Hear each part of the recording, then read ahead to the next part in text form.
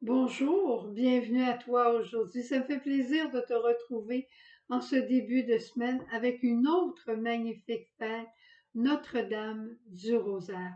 Tu sais, en lisant des miracles et des événements qui se sont produits en lien avec le chapelet, j'étais émerveillée, puis je me disais comment ça se fait qu'on n'a pas notre chapelet en main tout le temps pour demander la paix dans le monde. Je vais te raconter différentes histoires. Je vais suivre un peu notre cadran pour pas dépasser la limite permise, mais c'est incroyable de voir toute la puissance que Dieu accorde à la récitation du chapelet. Il n'est pas capable de rien refuser à Marie. Il n'est pas capable de rien lui refuser. On sait que c'est Saint Dominique en 1213 qui a reçu des mains de la Vierge Marie le chapelet, la récitation du chapelet. Et l'Église n'a pas arrêté depuis ce temps-là d'avoir recours au chapelet pour des situations les plus difficiles, notamment les conflits. Et on attribue à la Vierge Marie beaucoup de victoires, dont celle de Lépante en 1571. Les Turcs musulmans tentent d'envahir l'Europe et sont dans le golfe de Lépante. Nous sommes le 7 octobre, un dimanche, et le pape qui connaît l'enjeu de cette bataille-là propose à toute la chrétienté de réciter le chapelet. Contre toute logique, la coalition chrétienne inférieure en nombre cause la déroute de la flotte turque. Alors, le pape Pie V attribue à la prière du rosaire cette victoire et on appelle ce jour Notre-Dame des Victoires. Mais plus tard, son successeur, Grégoire XIII, préféra donner le nom à cette fête de Notre-Dame du Rosaire. On pourrait nous aussi prendre notre chapelet pour demander les victoires. Et justement, aujourd'hui, en ce 7 octobre, le pape a décrété une journée de jeûne et de prière pour demander la paix.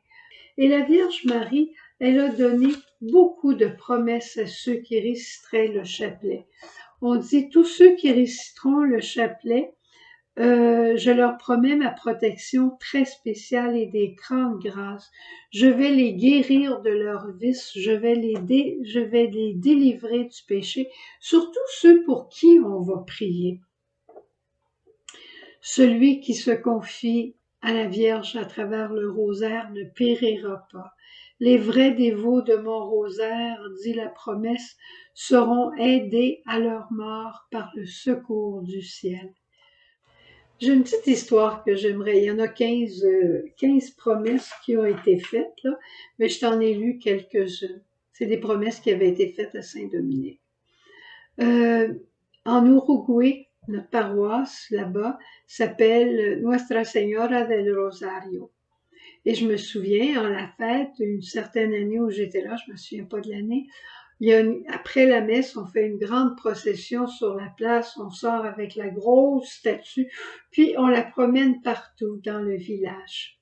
Il y avait un monsieur qui était là, Angelo, qui aimait tellement la Vierge Marie, là, même s'il était âgé, fallait qu'il soit là pour porter la Vierge Marie.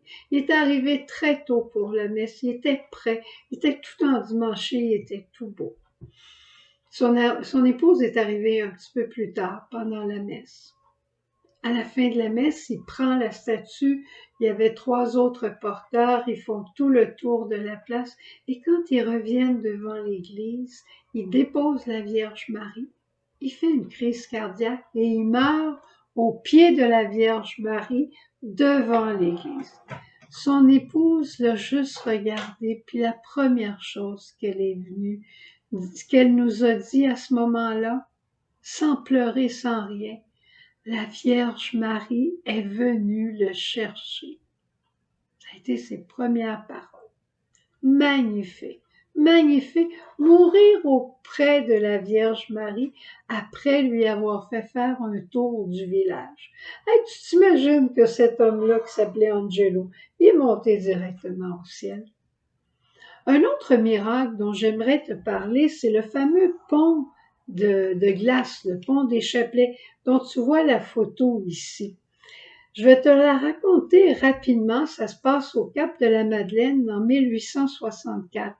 Il y a la paroisse qui a été abandonnée, l'inconduite est arrivée, les gens ont arrêté de pratiquer. Un nouveau curé arrive, le curé d'Islay, il est découragé de voir les gens qui ne pratiquent pas. Qu'est-ce qu'il va faire? Il va prier à l'église, il demande à la Sainte Vierge, qu'est-ce que je peux faire? Puis là, il entend un bruit, puis il voit dans un coin de l'autel latéral un cochon qui était rentré dans l'église et qui mâchouillait un chapelet. Il a dit à ce moment-là, eh bien, les gens ont laissé tomber leur chapelet et c'est les cochons qui les ont pris. Alors, tout de suite, le lendemain, il a commencé à faire du porte-à-porte, il a commencé à demander aux gens de s'inscrire dans une nouvelle confrérie qui s'appellerait la confrérie du Rosaire. Il leur demandait de réciter un chapelet par semaine. Eh bien, il a gagné 3000 âmes, il a gagné pas son pari, mais il a gagné la paroisse. Et là, la paroisse, l'église se remplissait, des miracles se produisaient au Cap de la Madeleine.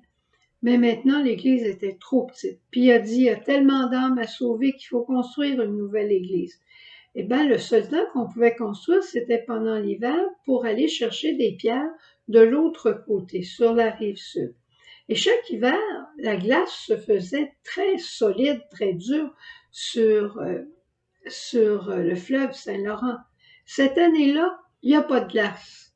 Les mois de décembre, janvier, février, après ça, il n'y en aura plus. Il n'y a pas de glace. Eh bien, le curé d'Islay se met à prier. Il fait prier tout le monde. Et là, par toutes sortes, je te saute tous les détails, des petits blocs, des moyens blocs se forment. Ils s'en vont faire un premier acte de foi d'aller de l'autre côté pour ramasser les pierres. Et même en faisant la traversée à quatre pattes, ils se disent, mais on est complètement fous. Quelques hommes vont avec le curé lui-même, ils se mouillent les pieds, ils ont dit, c'est impossible de ramener 2400 tonnes de pierres pour bâtir notre église. En tout cas, ils font un travail extraordinaire, ils vont prier, ils vont réussir à ramener de la rive sud au Cap, ils vont réussir à amener 2400 tonnes de pierres, sans parler des voitures et des chevaux qui vont amener ça. Et tout ça va se terminer à la fête de Saint-Joseph. Et pendant qu'ils faisaient les traversées, les hommes étaient découragés parfois, mais ils regardaient, ils voyaient la lumière allumée dans la chambre du curé qui était rendu plus vieux, fatigué, et la lumière était toujours allumée et le curé disait son chapelet. Ils vont dire à la fin, ce n'est pas la glace qui a supporté le poids morceau de roche, mais c'est le chapelet qui a permis de transporter tout ça. Et quand ils ont eu fini de transporter, tu t'imagines, la dernière pierre, eh bien, tout s'est effondré. Voilà, le pont des chapelets, qu'on peut voir aujourd'hui des vestiges, des photos au Cap de la Madeleine, près de Trois-Rivières. Alors, ça te donne le goût de prendre ton chapelet. On termine avec un Ave. Et aujourd'hui, on fait cet Ave spécialement pour la paix dans le monde. Je te salue, Marie, pleine de grâce. Le Seigneur est avec toi. Tu es bénie entre toutes les femmes, et Jésus, le fruit de tes entrailles, est béni. Sainte Marie, Mère de Dieu, prie pour nous pécheurs, maintenant et à l'heure de notre mort. Amen. Notre-Dame du Rosaire, priez pour nous. Au revoir, à demain. Jésus.